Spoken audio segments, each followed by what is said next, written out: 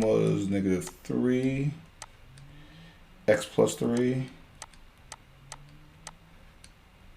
plus 1/2. It's a plus plus 1/2 equals x over 6 minus 1/2. I'll do it the way Mr. Chan went about it. Let's subtract that 1/2. Let's subtract this 1/2. That crosses out. Subtract 1/2 here. And now your new equation is going to be negative 3 x plus 3 equals x over 6. And then you have negative 1/2 minus negative 1/2 will give you negative 2 over 2, which this will become negative 3 x plus 3 equals x over 6. Negative 1 with 2 divided by 2 is going to be 1, so it's going to be negative 1. Now, next step, what he did was he moved this x over 6 to the other side. Sorry about that. Let's use orange. So you subtract x over 6. So that crosses out. So I'll subtract x over 6.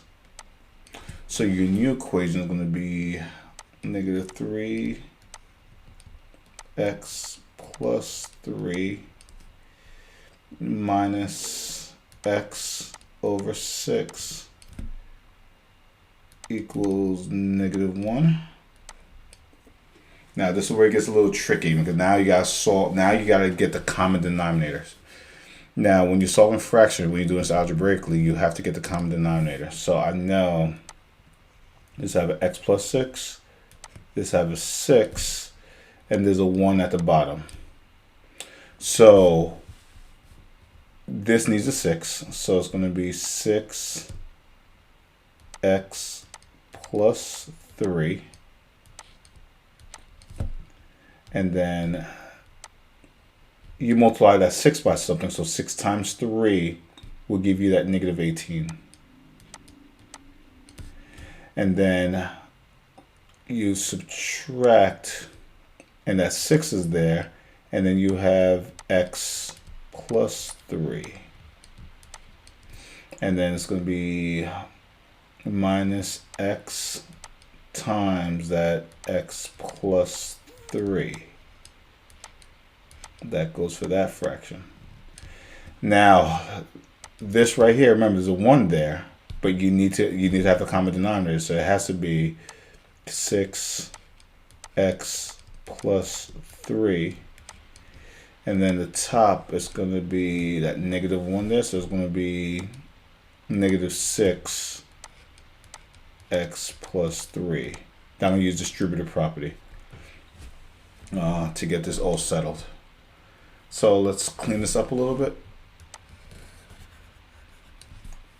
So it's going to be, use a different color. Let's use red.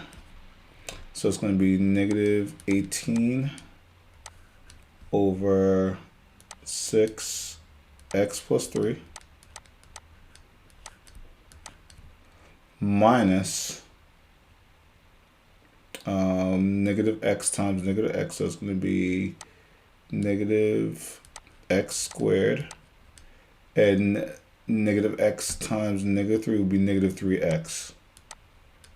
You got to distribute that negative throughout. All over 6x plus 3 equals that negative 6x times x will give me negative 6x. And that negative 6, because of what I'm doing distributive property.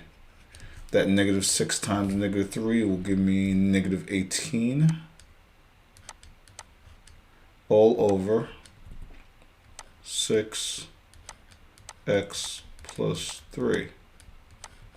Now this is where it gets a little tricky because now you notice the denominator is all the same. That's why you work so hard to make it that far. Now what I'm going to do, I'm just going to write down the negative 18. So I'm just going to write down the numerators